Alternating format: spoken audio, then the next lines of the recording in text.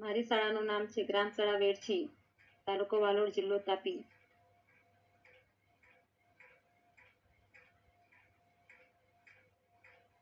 જિલ્લા શિક્ષણ અને તાલીમ ભવન તાપી. Educational innovation festival 2024-25.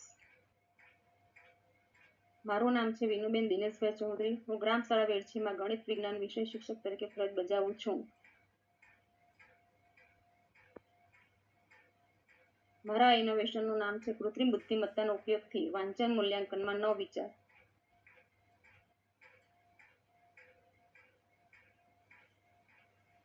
મારું ઇનોવેશન ડિજિટલ ટેકનોલોજી આધારિત આર્ટિફિશિયલ ઇન્ટેલિજન્સનો શિક્ષણમાં કઈ રીતે ઉપયોગ કરી શકાય તે છે. મારી સમસ્યા હતી ધોરણ 6 થી 8ના વિદ્યાર્થીઓમાં વાંચનમાં ઝડપ, વાંચનમાં ચોકસાઈ તથા અર્થસભર વાંચનમાં કચાશ જોવા મળી.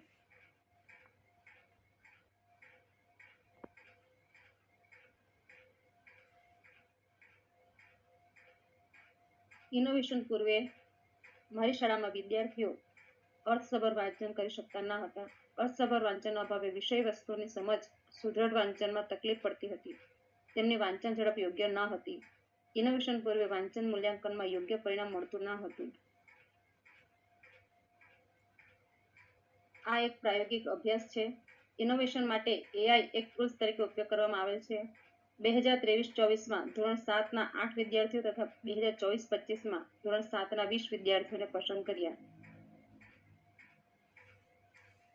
આ ઇનોવેશનમાં મેં સાધન સામગ્રી તરીકે મોબાઈલ, લેપટોપ અને સ્માર્ટ બોર્ડનો ઉપયોગ કર્યો છે. આ ઇનોવેશન મેં માર્ચ 2024થી શરૂ કર્યું છે. તે હજુ ચાલુ જ છે.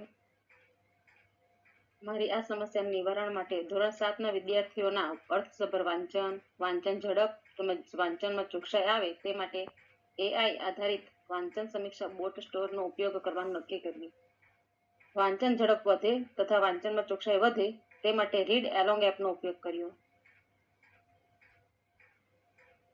આ ઇનોવેશનમાં સૌપ્રથમ વિદ્યાર્થીઓને રીડ એલોંગ એપમાં તથા વાંચન સામગ્રી આપી વાંચન અનુભવ પૂરો પાડવામાં આવ્યો.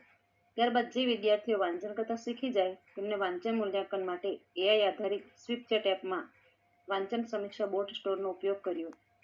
વિદ્યાર્થીઓના રીડ એલોંગ એપમાં ગ્રુપ બનાવવામાં આ નવતર પ્રયોગની ઉપયોગિતા વિદ્યાર્થીઓ અર્થસભર વાંચન કરતા થાય, તેમની વાંચન ઝડપ વધે, વાંચનમાં ચોકસાઈ આવે, વાંચનમાં અભિરુચિ વધે તથા વાંચન મૂલ્યાંકન જાતે કરતા થાય.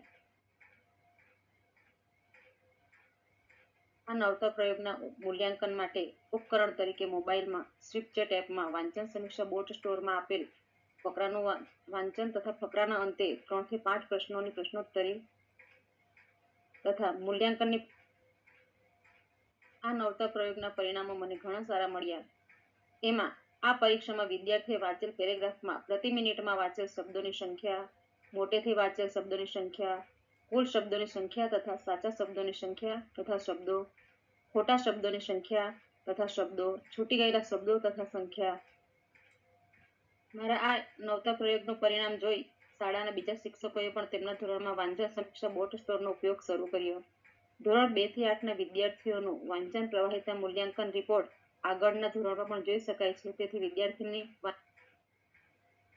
મારા આ નવતર પ્રયોગમાં લાભાર્થી તરીકે ધોરણ 7ના 2023-2024માં 8 વિદ્યાર્થીઓ તથા 2024-2025માં 20 વિદ્યાર્થીઓ. આગામી સમયમાં મારી શાળાના ધોરણ 2 થી 8ના બધા શિક્ષકો તેમના ધોરણમાં વાંચન સમીક્ષાનો ઉપયોગ કરશે.